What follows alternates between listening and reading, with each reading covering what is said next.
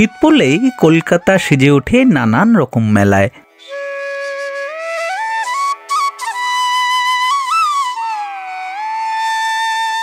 ইদানিং শহর কলকাতায় শীত পড়লেই আমাদের গন্তব্য হয়ে পড়ে হস্তশিল্প মেলায়। এবারও ইকো পার্কে বসেছিল এই হস্তশিল্প মেলা।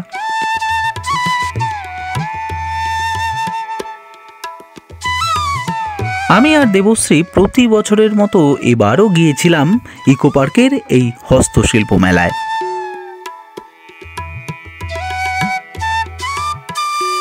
ইদানিং এই মেলায় গেলে একটা ভালো লাগার অনুভূতি কাজ করে। যতদিন যাচ্ছে ততই যেন কলকাতার মানুষ আকৃষ্ট হচ্ছেন এই হস্তশিল্প মেলার দিকে।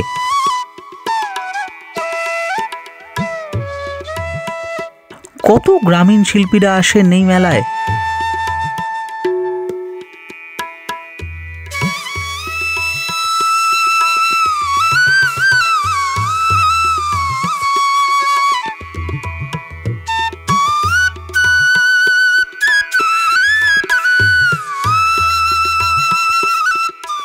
পিংলার পটচিত্র থেকে নতুন গ্রামের কাঠের পুতুল কিংবা বাঁকুড়ার মাটির জিনিস, আরো আরো কত কি।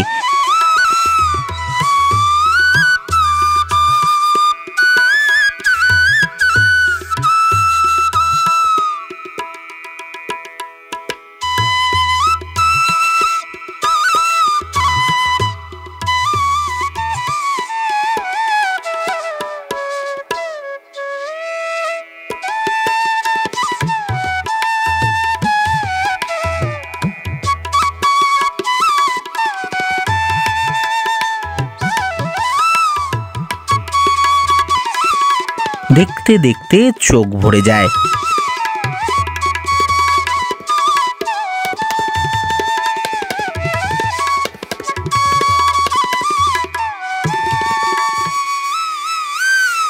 দেবশ্রী আবার হাতে তুলে নিল এই যিশু পুতুলটা।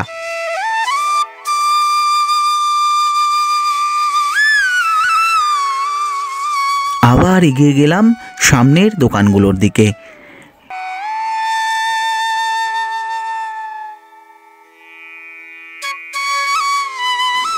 এসেছিলাম সেই দুপুর বেলায়।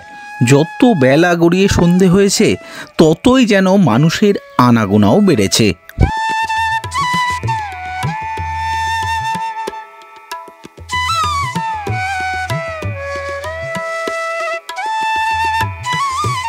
প্রায় ৭,০০০ স্টল ছিল এবারের এই হস্তশিল্প মেলায়। একই সঙ্গে প্রায় ৫০টি প্যাভিলিয়নও ছিল। প্রতিটি প্যাভিলিয়নে ছিল ৪০টি করে স্টল।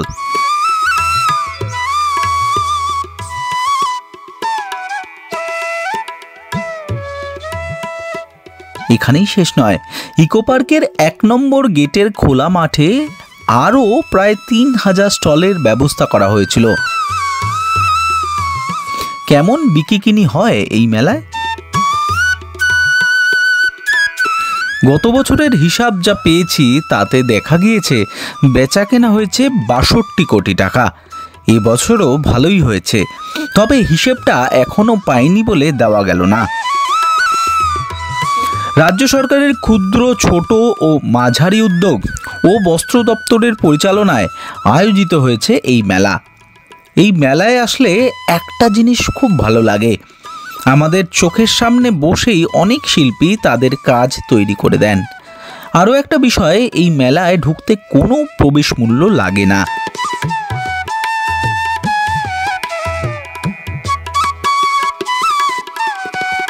চলুন আরেকটু ঘুরে দেখি এই মেলাটা।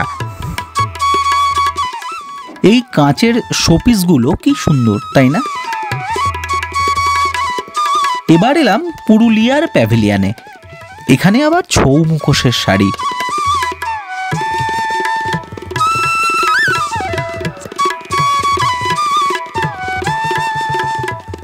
মধ্যেই চোখে পড়ল এই রাবণ মুখা বা রাবণ মুখোশ।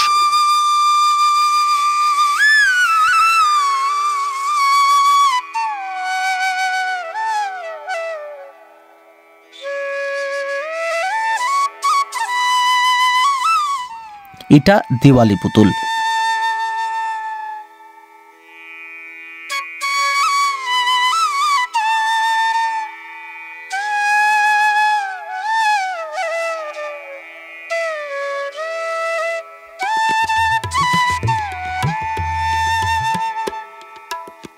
এই পুতুলগুলোর বৈশিষ্ট্য, এই পুতুলগুলোর মাথায় এই প্রদীপগুলো,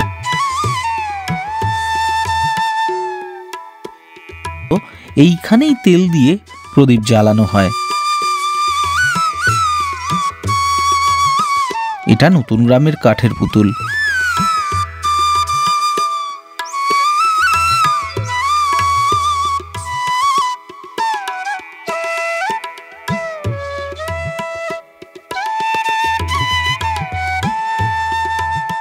হঠাৎই চোখে পড়ল এই তালপাতার সেপাইগুলো। আহা, কি অপূর্ব!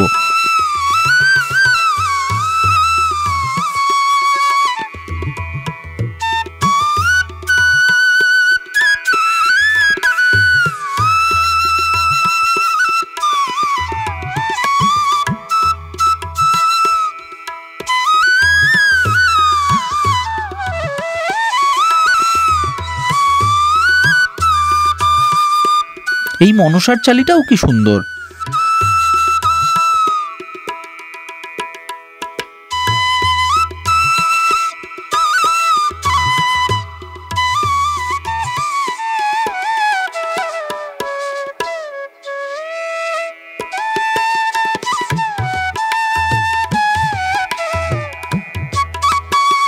মাটির তৈরি এই গরুর গাড়িটিতেও কিন্তু চোখ আটকে যায়।